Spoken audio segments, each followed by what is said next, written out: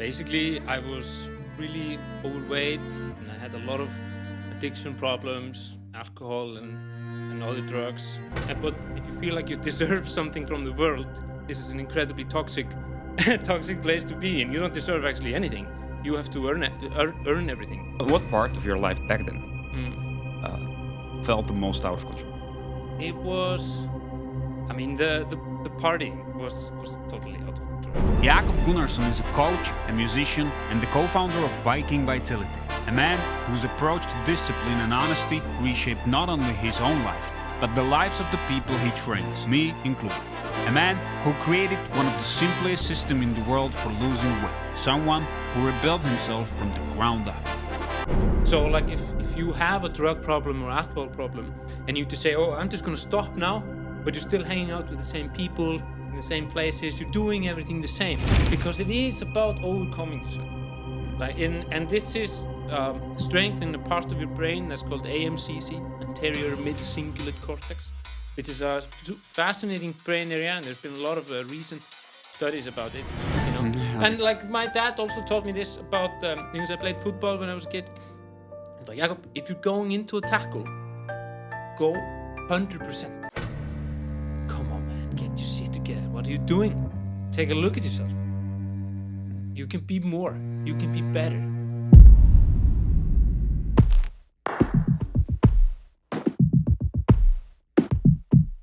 When I first met Jakob, he didn't tell me anything about his past.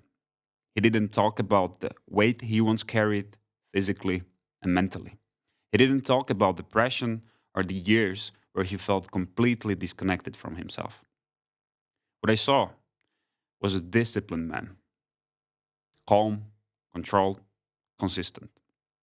The kind of person you assume he always had his life together.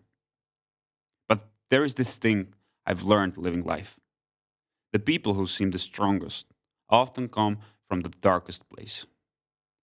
And the discipline you see on the surface is usually the result of a fight no one else witnessed. It took me a long time to learn the truth about Jakob. That he rebuilt himself piece by piece. That running, cold exposure, structure, they weren't hobbies. They were survival. And one day he came to me and said, I think what saved my life could help other people. And that conversation became Viking Vitality. And today, for the first time, we're telling the real story behind it. This is a conversation about honesty, discipline, and what happens when you finally decided to stop running from yourself. Jakob Gunnarsson, welcome to the podcast. Thank you. That's very sweet of you to say. Yeah, and before we talk about discipline and results, I want to go back not to celebrate anything, but just to understand what changed. I met you already in shape, already disciplined. But if someone met you 6 years ago, what version of you would they see? It's a version of myself that I'm not particularly proud of. Basically, I was really overweight and I had a lot of addiction problems, alcohol and other drugs. And just, I feel like I always knew that I could be better somehow. And actually, my parents told me that. It was one of the most powerful conversations that I ever had. My parents came to me and told me, Jakob, we think you can do better. And it never felt kind of okay. And I never didn't feel comfortable in my own skin also. It was definitely like an insecurity. And, I knew for a very long time that I could be better, could do better. But, my expectation of myself and the reality that I was living was not lining up. So this was causing like some kind of internal conflict. And it can also be, it can be a very toxic mentality because I felt that I could be more and maybe I felt like I deserved more from the world. I felt like, I had peers that were maybe getting opportunities that I wanted and I looked at myself and I was like, why am I not getting these kind of things? And I felt like I deserved them or something. But if you feel like you deserve something from the world, this is an incredibly toxic, toxic place to be in. You don't deserve actually anything. You have to earn everything. But at least that's what I think. So yeah, but in terms of just some numbers, I think I was like 88, 9 kilos, but very like no muscle. And now I'm like 76, 77, like not a crazy amount of muscle, but some muscle. Okay, so completely different version. Completely different. Completely and different. What part of your life back then felt the most out of control? What part felt the most out of control? It was, I mean, the partying was totally out of control. Okay. Like, I mean, everything was out of control. Like, I had always problems sleeping. I mean, like, maybe we'll come to that, but to some degree, I still have problems sleeping. But, the partying was the biggest thing. And probably we'll get to this, but like, I'm a musician, and that's kind of been the defining thing of my life. And in that business, it's kind of accepted a lot of like alcohol and drug use, and in some ways I was glorifying it, so that was totally out of control. And then of course, like, I was kind of proud of the fact that I didn't train or do anything and ate whatever I wanted. Like, before I moved away from Iceland, I was living in an apartment. And there was like a pizza box tower, like in the corner, and I was proud of that somehow. But that's cope, I was like lying to myself, of course, But that's what people do when they're not satisfied with the place that they're in. It's really hard to look yourself in the mirror and be really honest with yourself. And if you don't like what you see, then you have to find some way to kind of cope with it, to allow yourself to kind of sleep at night, even though I wasn't sleeping very good. Yeah, sedated. Yeah. And so, what was the first thing you changed that actually worked? The first thing I changed, it all goes through the physical, in my opinion. I think it has to start with that, because that is something that you can control. It gives you a sense of purpose and a sense of direction. Like I remember I went, and probably like a lot of guys do, how do I get a six-pack? And went and Googled that. And then I was like, and then it seemed to me that like it wasn't like some one exercise that I could do, like some, because of course, like that's what people always do. We look for a shortcut, we look for some hack, But it was actually like what I found was like, yeah, you need to build muscle, and you need to lose fat, and you need to change your diet. It was a whole laundry list of things that needed to be done. And so that's kind of what I realized, that it was going to be a long journey. And in terms of like a concrete things, there was of course, like many other people might say, that the David Goggins book, Can't Hurt Me, that was really something, because I saw myself in his story. I mean, his story, he came from way worse conditions than I did. I grew up actually I had a really nice childhood. Like my parents were like supportive, and I didn't grow up like he grew up really poor and like racist conditions, and like but in compared to a lot of other people, I came up from like a very nice place. Iceland is a very nice place. I mean, in some ways, in some ways it's a challenging place. So that was it. And his whole thing in that book is that you change the mental through the physical. Yeah. Okay. So once someone knows where they came from, the next question is always the same: like, what actually worked? And we kind of talked about it already, but let's break the system down, maybe. Sure. Yeah. What is the biggest lie people tell themselves about weight loss? Biggest lie. I mean, the most common that I see, because I work as a coach, and I worked as a coach for a few years, and a lot of people think that they're gonna get a six-pack by doing sit-ups or something like that. But that's a common misconception. Yeah, of course. Because like the answer to in terms of weight loss is always going to be 80% nutrition. Like what are people have terrible eating habits, or they don't even know that they're supposed to eat a a lot of protein or that it matters to be in a calorie deficit for a long time. And I think a lot of people use food as entertainment or like a dopamine thing. So that can be very hard to decouple and like change your relationship with that. And it just, yeah, it takes a really long time. You have to be like really on top of your nutrition for a long time. And that is also like what it's kind of hard for people to realize that you have to dial it in and you have to be prepared to do it for 2 years, 3 years, maybe 5 years, depending on like if you're 300 kilos, it's going to take like super long. It wasn't like that for me, but that's also why I think it's really important for people to have a sustainable long-term approach, because short-term diet fads do not work. And this is so classic that people start and say like, okay, I'm going to cut out everything. I'm going to eat only chicken, rice, vegetables. And they do it for 2 weeks. And then they say, oh my God, I can't live like that. This is like, I can't, So if you can't do it for the rest of your life, don't do it. You have to have something that works for you and then that allows you actually to live and experience your life. If it's a total drag, you won't be able to maintain it for the long enough time for what that's necessary. Okay, so what are the first 3 habits then someone should change if they want to lose fat? First 3 habits, for sure, eat more protein.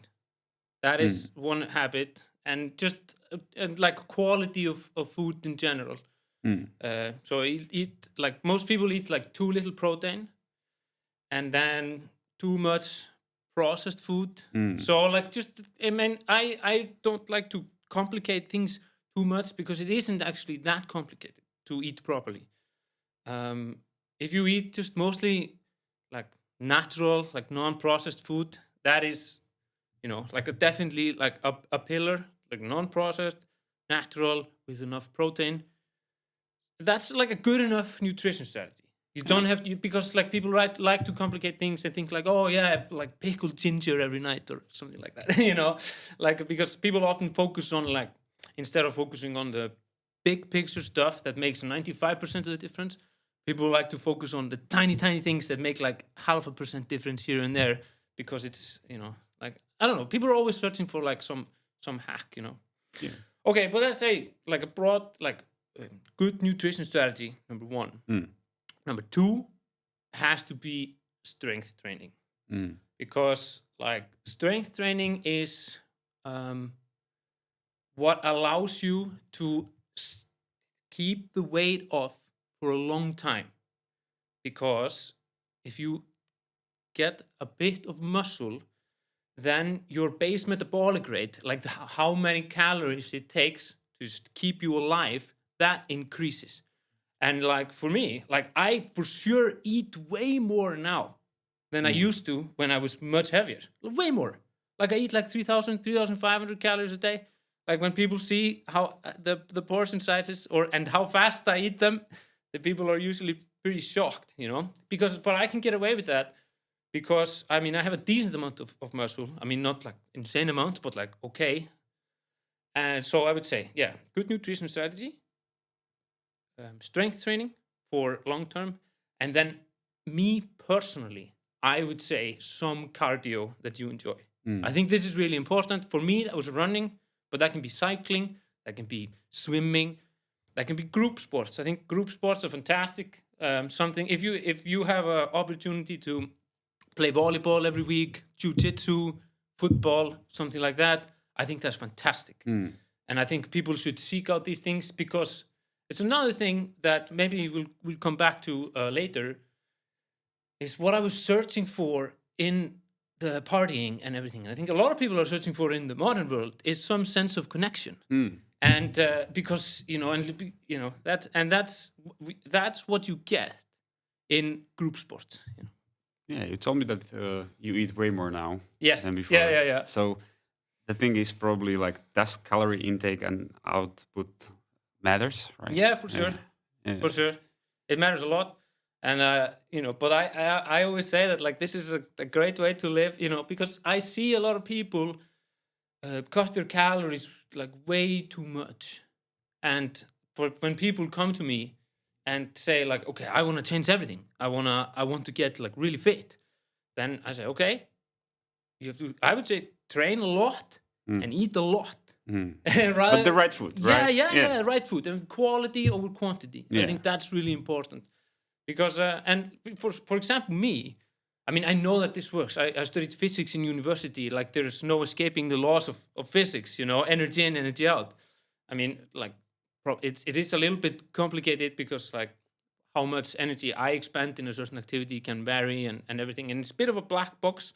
But still, like the laws of thermodynamics apply to everybody. But I never counted any calories. I've never done it.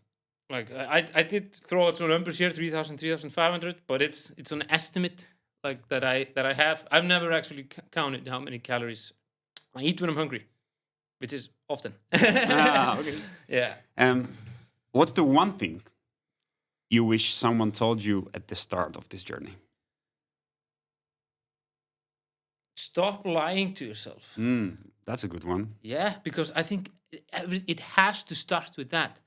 You like, you know, and I don't know, maybe I'm still lying to myself in some sense still today, but I know for sure, like now looking back at my past, I was lying to myself about so many things. So many things. And it has to start with you facing the reality of the situation. And it has to start with that. So if there's any takeaway, that it has to be that. Be honest with yourself. Yeah. Really. Yeah, and you already mentioned it. Like one thing people always notice about you is running.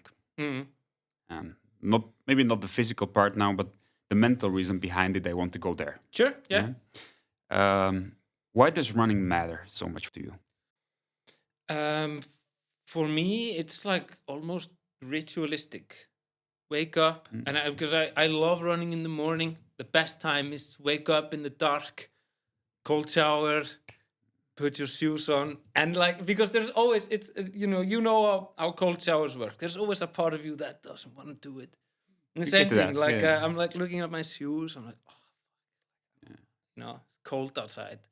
But then you overcome yourself, and you just put on your shoes, and you just kind of create some kind of rules to, or like some strategies to, like, okay, all I have to do is put my shoes on and get out the door, because I know at this point that I will feel, like, let's say I'm going on a 12K run. I know that like the first kilometer or 2 kilometers will be pretty tough, maybe because I might be sore from yesterday or something, but I will feel better. Like, I know it. I've done it so many times. I will feel better after it, you know? After it just takes me a little bit while to get going, you know? Okay, so what does running fix that nothing else can fix? It fixes so many like it's more than anything a mental clarity thing. And I run without music. I just and a lot of people like would think that's pretty crazy. Like I have a lot of like running friends that run with a lot of music, and I have nothing against that. But for me, it's just like listening to the breath, syncing up the breath with the steps. And I live in Prague, and it has like really beautiful hills, and that's what I love most, man. Like running up the hill, and you're like, oh, this is like heart rate's rising, oof. And then you finally get up to the hill. You're like, heart rate is like, 162, and you look around like this. And if it's in the morning, man, like it is so beautiful. Sunrise. Yeah, you see the red sunrises, and it is just beautiful. It's amazing. It's like painful and amazing at the same time. Okay, so what's the hardest run you've done, and why did it change you? I mean, there are two candidates for that. My first marathon in Istanbul was extremely hard. I went there with one of my best friends. It was both of our first marathon, and it's like I'm fascinated by Istanbul. It's probably my favorite city. I mean, I wouldn't want to live there, but I'm fascinated by its history, and it's kind of There's just so many things about it, but this is not a podcast about Istanbul. But, it was the first time I'd ran a marathon. And like the first beginning was just amazing.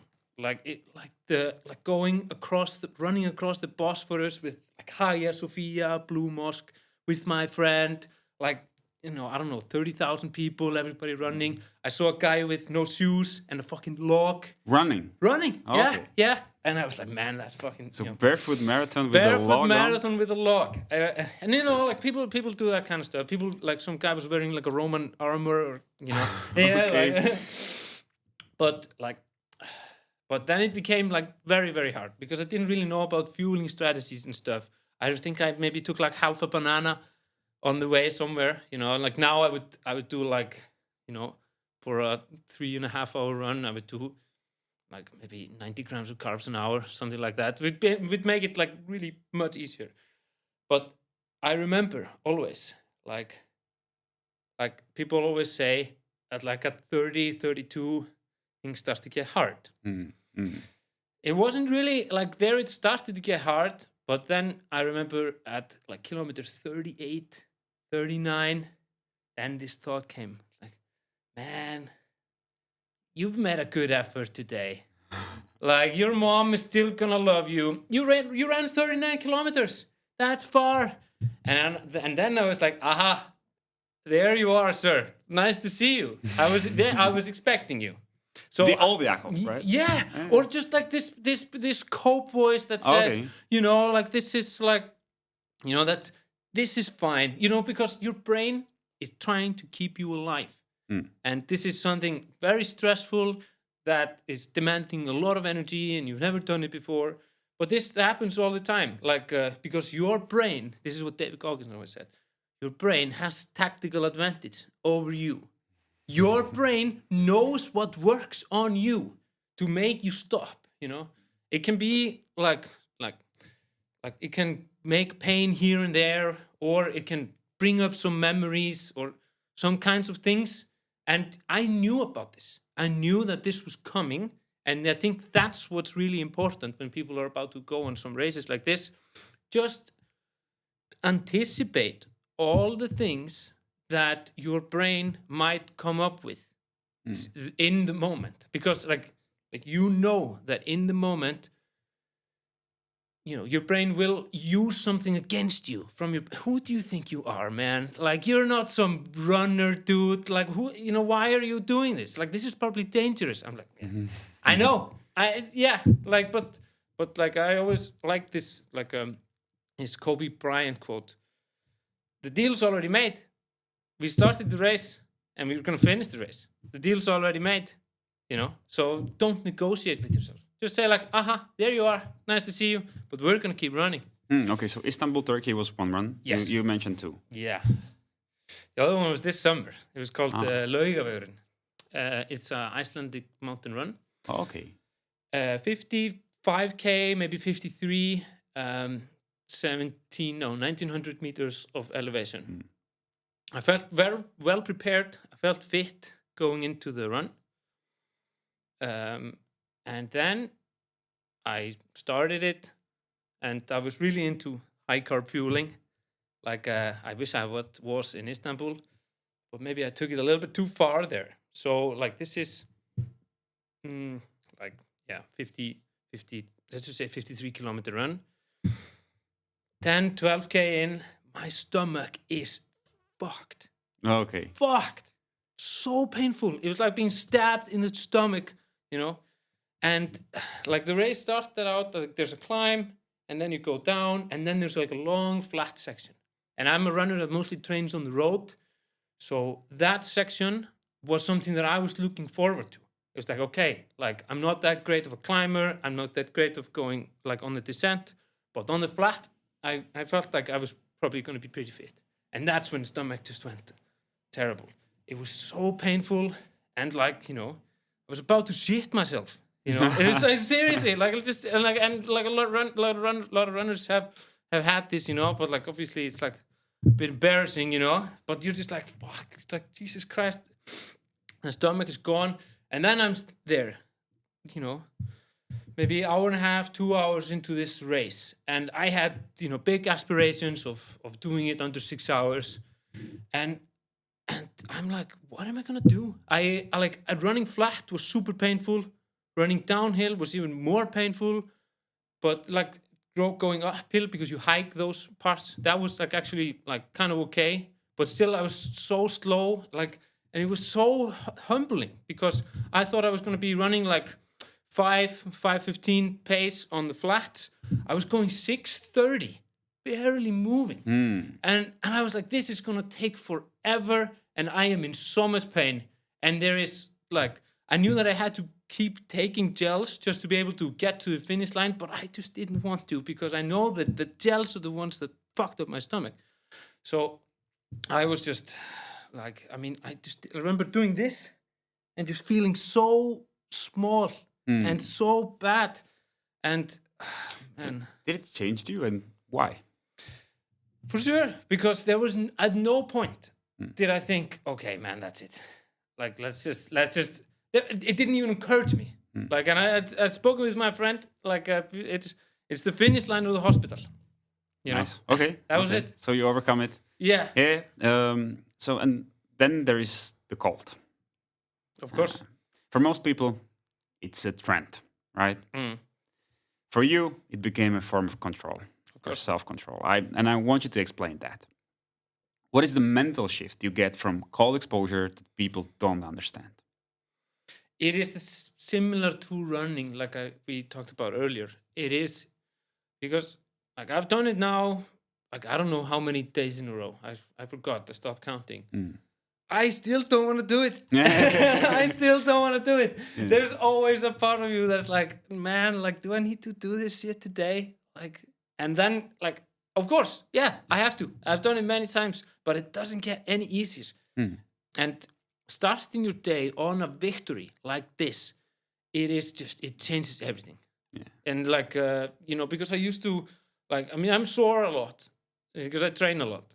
And this is just the best way to get your, like, you actually, you get in like a piece of shit somehow. And then you come out just ready to fucking conquer. That's how it feels like for me. So what actually goes through your mind the second before you step into the ice water? Just don't want to do this shit, man. That's what it is. Like, I hate this. That's what it is. But I know I have to do it. And actually, I think that if I enjoyed it, then it wouldn't be nearly as powerful. Okay. Because it is about overcoming yourself. And this is strength in the part of your brain that's called AMCC, anterior mid-cingulate cortex, which is a fascinating brain area, and there's been a lot of recent studies about it. And it is something that is activated when you do things that you don't want to do. And that's a key issue. If you want to do it, you're not strengthening it. And this is what David Goggins was always talking about callousing your mind. Like, look, if you look at my hands here, there are calluses. Yeah. Same thing happens to your mind when you do things you don't want to do. Because, like, if you want to do it, like, let's say if it was always 20 degrees and I like to go run, it wouldn't be nearly as powerful. It has to be something, there has to be this resistance there. In order to, like, that's how calluses are formed, through resistance. Yeah, so you actually kind of answered my next question, Sure. which was like, why do you think cold breaks or build people? Mostly builds them, right? Yeah, of course. And this is the reason. Yeah. You already told me. Okay, under all of this, the running, the cold, the structure, there is a philosophy, right? A way you see discipline, pain, and identity.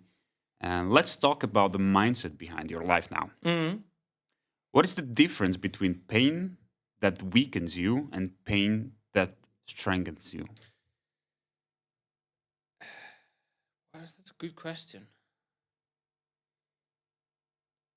I think it has a lot to do with mental framing. This is just something that I believe. I don't know. Like, I've heard that there is some research about this. But, like, for example, if you're carrying something heavy on your back and you're thinking, fuck, like, I'm going to be injured from this. Like, I'm going to, like, this is, like, slowly breaking me down and this is bad. Then that's what will happen. Like, I think so. Maybe this is just some bullshit, but like, that's what I think. But if you think, man, this is perfect. This couldn't be better. This is just going to make me stronger and better. And like, if I can carry this, I can maybe let's carry something more, And like, my dad also taught me this about, because I played football when I was a kid. It's like, Jakob, if you're going into a tackle, go 100%. And dive into it, because if you go 50-60% and you're like, I'm not sure, like probably this is like, and if you think that it might be dangerous or something, then for sure that's when you're in danger. So I think the mental framing of the pain is a key issue. Okay, and then what is if you have to pick one, what is the one rule you live by today? Do what you said you were gonna do. Okay, that's nice. Because that's what I always did. And that is really what worked for me. For example, when I first moved to Prague, I wanted to be able to do a lot of pull-ups. I was just tired of not being able to do pull-ups really well. So I just did every other day. I decided before in the evening how many pull-ups I was going to do in the morning. And that's what I did. At first I did 100. I'm going to wake up tomorrow. I'm going to run to the park. I'm going to do 100 pull-ups. And that's what I did many times. And like I kept that promise. And then I upped it to 200. And then, if you decide before what you're going to do and then go and do it, then you build, like, because you, like, okay, let's say if you have a friend that is always bailing on you. Like, say, like, okay, we're going to go to the movies. And then he's just like, oh, man, like, he doesn't keep his word. Then you stop trusting that person. Same thing about yourself. If you say, I'm going to do this, and then you don't trust you don't trust your own word. And you don't respect yourself. No, you don't. Because we all know these people that talk all kinds of things, that have all these plans, and nothing happens.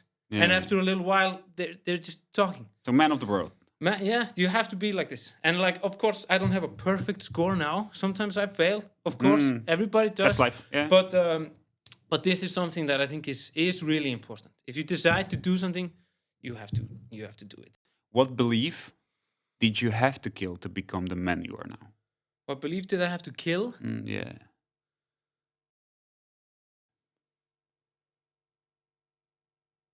Was it anything? Because you evolved, right? So yeah, like I'm wondering, like I don't think I had to kill any belief really. I mean, I think that's kind of what I said. Like I thought I was in some sense always like this, and like because I had some certain beliefs about myself that I could be more or could be better. Okay. And then like I just wasn't lining up. But then like I had to maybe just prove to myself that I was this person actually that I thought I could be. So like at that time I had certain beliefs about myself that I could be this and that, or could be this way, or like could be somehow admirable, but like it wasn't. Like that wasn't the person that I saw in the mirror. But I don't think I had to kill any beliefs. I think I had certain beliefs that I was capable of something more, and then it's just a matter of trying to fulfill them through your daily action. Like stack proof of who you that you are who you say you are. Okay. Yeah. Me personally, I'm a big movie fan, a bookworm as well. But let's dive deep into the movies, maybe. Sure. Yeah. Like people underestimated how much films can shape a person, right? But you've told me before that certain characters and scenes change the way you think, or you were inspired by it. I want to hear that part. Sure. Which movie or character shaped your thinking the most? Yeah. Well, there are two. I love Lord of the Rings, and if I had to pick a favorite kind of movies, it would have to be those. And there are two scenes especially that I draw from again and again. So first one is in Two Towers, in the Battle of Helm's Deep, right? So for those who haven't seen the movie, a huge army of orcs is attacking like a much smaller force in a big fortress that is like notorious for being hard to take. And King Theoden, who's the king of Rohan, is standing on the walls and he's looking across this valley full of black monsters coming to end his civilizations. They cannot be negotiated with or anything. Like if they get in, we're all gonna die. And like his civilization will be over. And he takes a look, he looks across this valley and he says, is this it? Is this all you can conjure, Saruman? And this is something that I think is so cool, when you go out, like, and let's say it's terrible weather outside, like, it's dark, like, minus, like super cold, rainy, windy, and you like wind is in your face, and you're like, is this it? What? What's going on? Is that it? So mental framing. Again. Yeah, mental framing. Like, what if this was worse? Like, and then you say, like, if, like, I know that if it's the worse it is, the more beneficial it is to your mind. The more it calluses your mind. So that's one. And another one is related. So this is in the third movie, in the Siege of Minas Tirith. And like again, massive enemy army outside the walls, and they have this battering ram, and they're smashing the gate. And Gandalf is standing there with all the soldiers of Gondor. Gondor is the home team. I'm a huge fan of yeah. And they're all shaking like this. They're afraid. And Gandalf says, "You are soldiers of Gondor. No matter what comes through that gate, you will stand your ground." That's a good one. That is so good, man. Yeah. And that is the same deal that I have made with myself in all the races that I've done. No matter what happens out there, we are finishing this race. Like like I said earlier, it's the finish. I mean, things can happen, but it's the finish line or the hospital. That's it. You maybe already answered this question, but I will ask sure, nevertheless. let's go. Like, which scene then felt like someone was showing your life on screen? Any? Showing my life On screen, yeah. I mean, I guess I have montage, like maybe montage from Rocky or something. Okay. Like transformational things. Yeah. There are many, you know. But that is kind of how it felt, And like thinking back on some of these winters I had when I was living in Berlin, and when the transition was still going on. Like I remember, because I always trained outside, because it's for free. I didn't have a lot of money, and I think there was also some benefit of just going outside in the cold in the winter. It's like you get cold exposure as well. And I remember when I was living in Berlin, and I had to ride a bike like 4 kilometers to Treptower Park where I wanted to train. Like some shitty bike, And that now, looking back at it, that felt like the middle of the montage, The transformational phase. It was funny because I still had some bad habits it wasn't like a hard cut.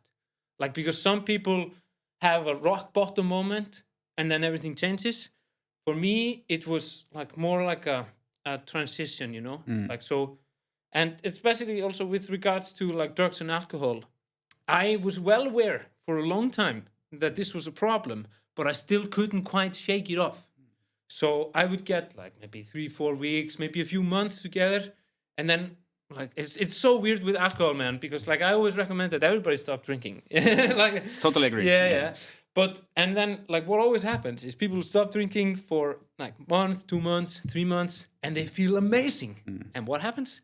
They start drinking again. And that's what happened to me, So, and that's also why I think I'm a good coach, because my clients say like, oh, I fucked up everything. Like I went and got drunk, or like I went to this party and I ate this cake, and I was like, I understand. I have fucked up way more times than you. So I understand. But I always just tell to my clients, please always be honest with me.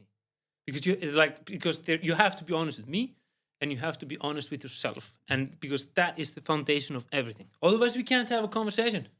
Okay, let's get back to the movies for one last question. Yeah, sure. What character do you relate to today?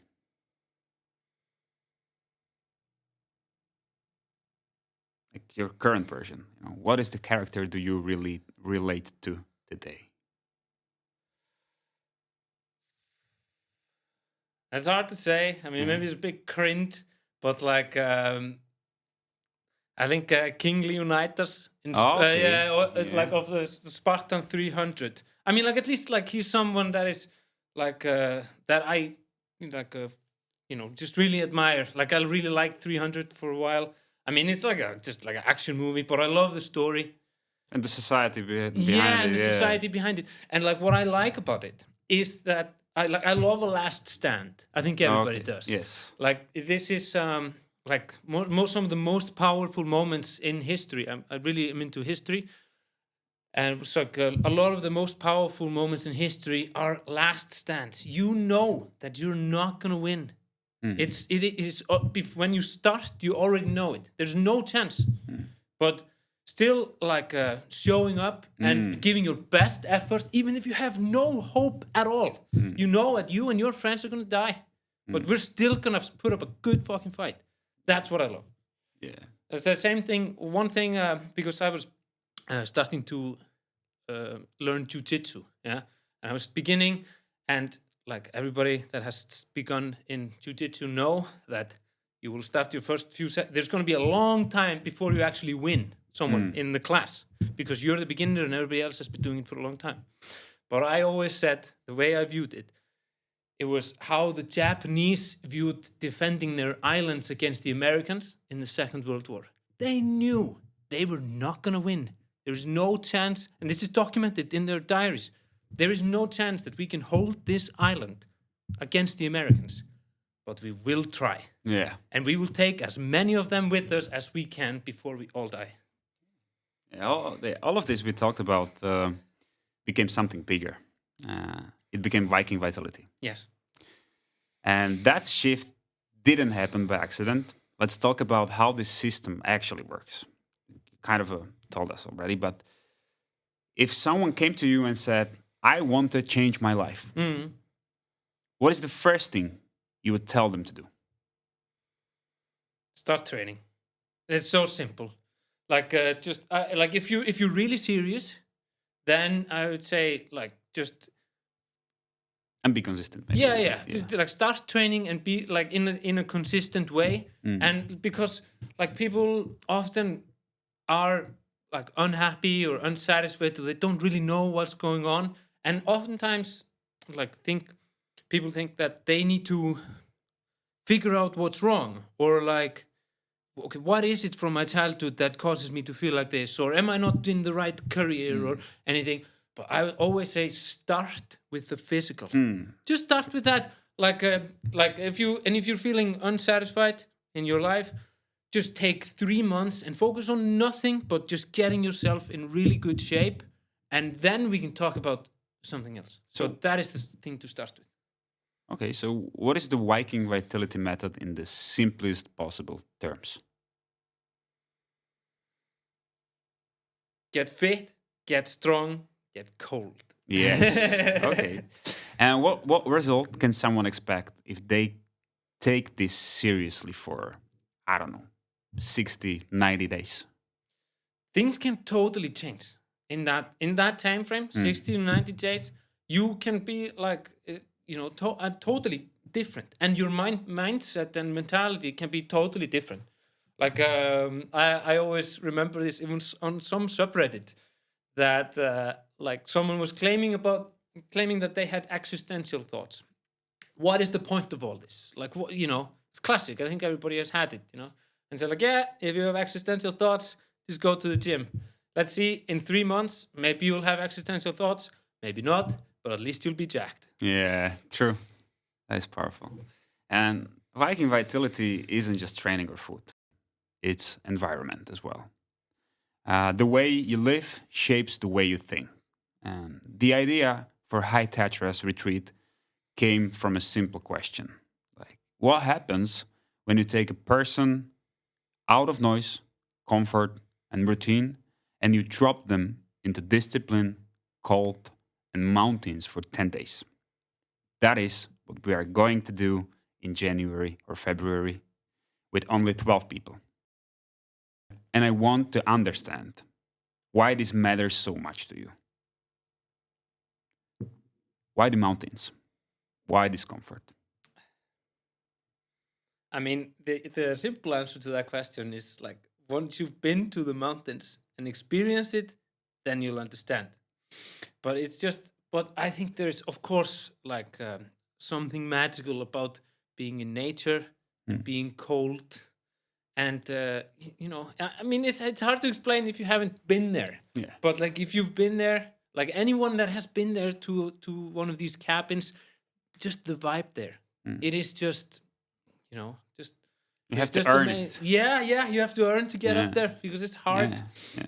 And I think like that would be so amazing because often I think changing environment can often be really crucial for making some kind of transformation. That's why people, if they want to go to rehab, they go somewhere. Rehab places are usually outside of cities.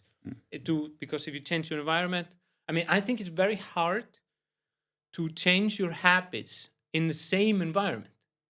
So like if you have a drug problem or alcohol problem and you to say, oh, I'm just going to stop now, but you're still hanging out with the same people in the same places, you're doing everything the same. So like I think it can be really powerful if you really want to change yourself, and this as well, to go away, and especially like the Tatras, just a magical place. And so if you go away there and you're away there for an extended period of time, just breathing in the air and everything, for sure you will become something different. So what happens to a person after 10 days of discipline, cold, and silence in the mountains? I think you would just be totally different. Yeah. Like I think it would be just a great way to set yourself up to something ongoing. Because then your mentality might be totally different. And like many people have had some experience like this. Like I know that you and other people have gone, for example, to El Camino. Very common for people to come back from there and realize certain things. They like, oh, this thing that I thought I liked, I actually don't like it. Or this person or this situation that I thought I liked, actually I don't like it. So sometimes you need a bit of distance and some perspective, because it's really easy to like just to be like in your day-to-day kind of like constrained and like to go away and get some distance from it. That can be really helpful to help you realize certain things. Okay, so who is the person that should join this retreat? Sorry? Who is the person that should join this retreat? It's the person that wants to make a change.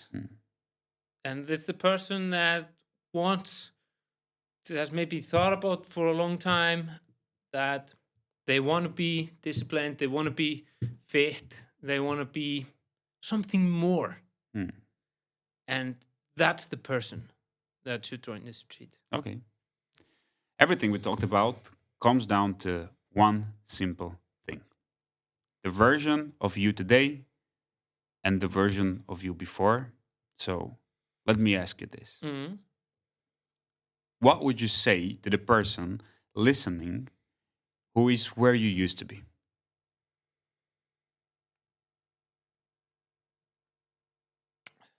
I mean, it's a combination of things. Like, there is definitely an element of myself that wants to say, come on, man, get your shit together. What are you doing? Take a look at yourself.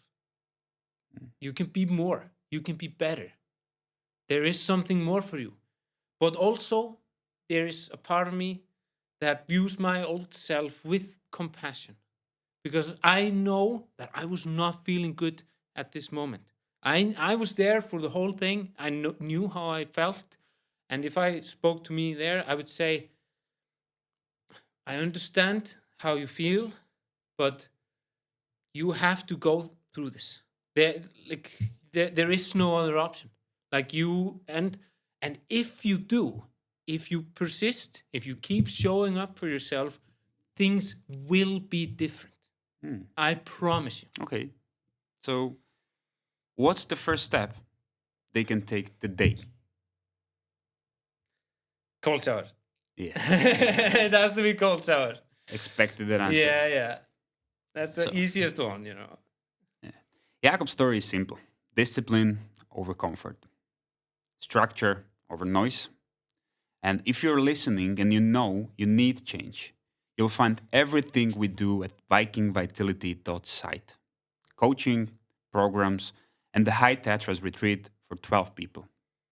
If this episode spoke to you, that's your next step. And Jakob, thanks for the honesty today. Thank you very much. Brother, you fucking nailed it. Seriously, I wasn't expecting it to be this good. Oh, I was. man.